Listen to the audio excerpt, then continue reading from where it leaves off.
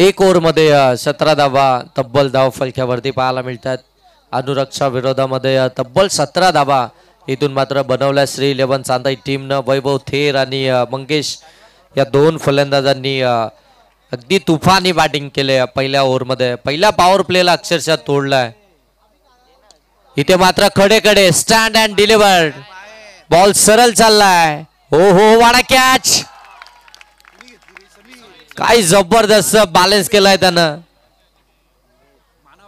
अचंबित केलं या झेलनं. अगदी परफेक्ट बाउंड्री लाईनचा अंदाज बांधला. उभा राहिला. बॉलला येऊ दिलं. त्यानंतर मात्र थोडासा स्ट्रेच झाला आणि या कॅचला कॅरी केला. विकेट आली या मंगेशला इथून परतावला. काय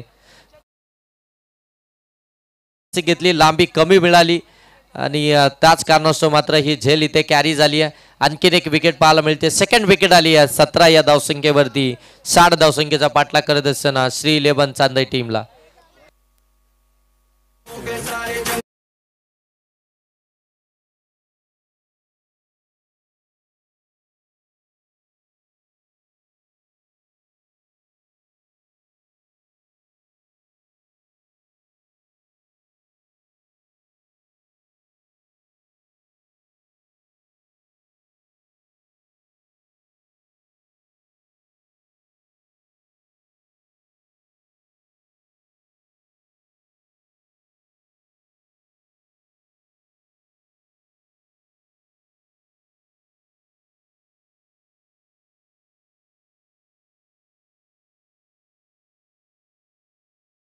भोईर गोल बॅटिंग साठी मैदानाच्या आतमध्ये.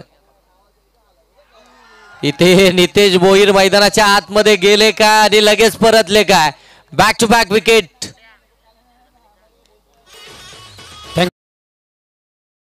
करतोय नेरळ मल्टी स्पेशालिटी हॉस्पिटल आणि क्रिटिकल केअर सेंटरचे डीन डॉक्टर विवेकजी भगत या ठिकाणी आज आले होते. त्यांनी भेट दिली होती आणि त्यांनी जाताना आमच्याकडे पारितोषिक दिलं होतं. एक षटकार हॅट्रिकसाठी होतं ते आम्ही लगेच गोरेगावच्या संघाच्या प्लेयरला दिलं. आणि आज जो प्लेयर सर्वाधिक धावा म्हणजे 1 मॅच 2 मॅच 3 मॅच असून द्या, सर्वाधिक धावा ज्या बॅट्समनच्या असतील त्यालाही 2000 आहेत. जो सर्वाधिक विकेट घेईल त्यालाही 2000 आहेत. जो संघात क्वालिफाय होईल त्या संघालाही 2000 आहेत. आणि नितेशजी तरे आपण ते व्यवस्थितरित्या काढायचंय. जोही प्लेयर असेल सर्वाधिक धावेचा आजच्या दिवसातील त्याने 1 मॅच खेळून दे, 2 मॅच खेळून दे, 3 मॅच खेळून दे, त्याला तो पारितोषिक दिला जाईल.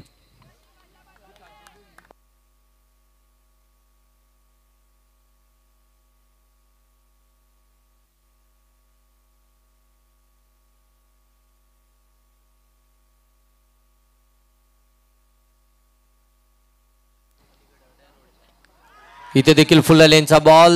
या विकेटसाठी साद नजे यांच्याकडून 500 रुपयाचा कॅश प्राइज.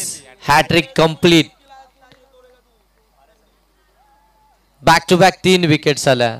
हॅट्रिक कंप्लीट झाली आहे आणि साद नजे यांच्याकडनं 500 रुपयाचा कॅश प्राइज देखील असेल गोलंदाज पंकजला. पहिल्या ओव्हरमध्ये 17 धावा आल्या अनुरागच्या विरोधामध्ये. ते सर्व काही विसरलाय. सेकंड ओव्हरमध्ये आला. सेकंड ओव्हरमध्ये आला आणि सेकंड ओव्हरमध्येच आपण पाहताय 3 विकेट्स त्यानं मिळवल्या आणि त्या 3ही महत्त्वपूर्ण विकेट्स आपल्याला पाहायला मिळत आहेत. अगदी जर पाहायला गेलं तर मंगेशला बाद केलं, त्यानंतर नितेशला देखील बाद केलं, आता तेजस देखील बाद झालाय आणि आता मैदानाच्या आतमध्ये आपण पाहताय राज मैदानाच्या आतमध्ये दाखल झालाय बॅटिंग करण्यासाठी. वैभव थेर नॉन स्ट्राईक एंडवरती अगदी उभा आहे.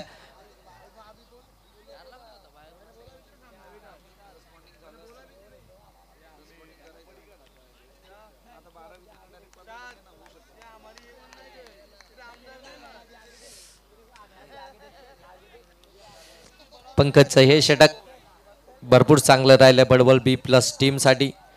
पहिल्याच ओव्हरमध्ये 17 धावा, त्यानंतर मात्र अगदी 3 विकेट्स त्यानं मिळवल्या.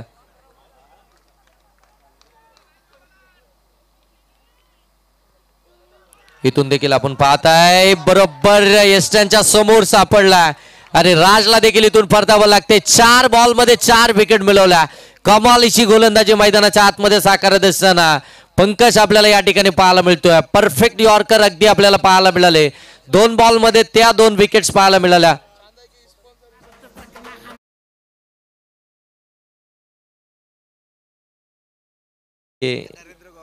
आमिरबाय आणि उसामाबाय आज शेवटच्या मॅच पर्यंत थांबणार आहेत आणि आणखीन एक विकेट आली तर साद नजे यांच्याकडून 500 रुपये. 4 तर आल्यात, या बॉलवर आणखीन एक आली तर 500 रुपयाचं कॅश प्राइज असेल. इथून जरूर आपल्याला पाहायला मिळेल. 4 बॉलमध्ये 4 विकेट, काय कमालीची गोलंदाजी आहे. अचूक टप्पा आपल्याला पाहायला मिळतोय. परफेक्ट यॉर्कर पाहायला मिळालं. पहिल्याच बॉलवरती आपण पाहताय मंगेचा जो झेल पकडला त्या ठिकाणी समीर मालीनं, त्यानंतर मात्र आलेल्या त्या बॅक टू बॅक 3 विकेट्स. कमालीची गोलंदाजी राहिली आहे. चांगली गोलंदाजी करत असताना व्हेरिएशन फार चांगली आहे पंकज या गोलंदाजाची. आतापर्यंत त्याच्या विरोधामध्ये एकही धाव आली नाही. 4 बॉलमध्ये तब्बल 4 विकेट्स आल्यात. इथून देखील आपण पाहताय फटका फसला, मिस टायमिंग. फिल्डर थोडेसे पाठीमागे राहिले, वेट केला परंतु रन आउटची आणखीन एक विकेट इथून पाहायला मिळते. फलंदाज बाद. ऋतिकला देखील इथून परतावं लागतंय.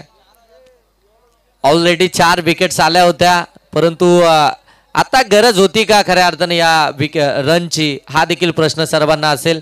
कारण की इथून जर पाहायला गेलं ना तर 4 विकेट आल्या होत्या, थोडासा दबाव झाला होता. वैभव थेर नॉन स्ट्राईक एंड वरती होता आणि खऱ्या अर्थाने जर पाहायला गेलं तर एक सिंगल धाव कंप्लीट झाली होती आणि अशा वेळी वैभव देखील स्ट्रायकिंग एंड वरती गेला होता. तो सेट झाला होता. तो कदाचित पंकजच्या विरोधामध्ये एक चांगली रणनीती आखून स्ट्रोक खेळू शकला असता, परंतु त्यानं दुसरी धाव घेण्याचा प्रयत्न केला. ऋतिकनं देखील स्ट्राईक सोडली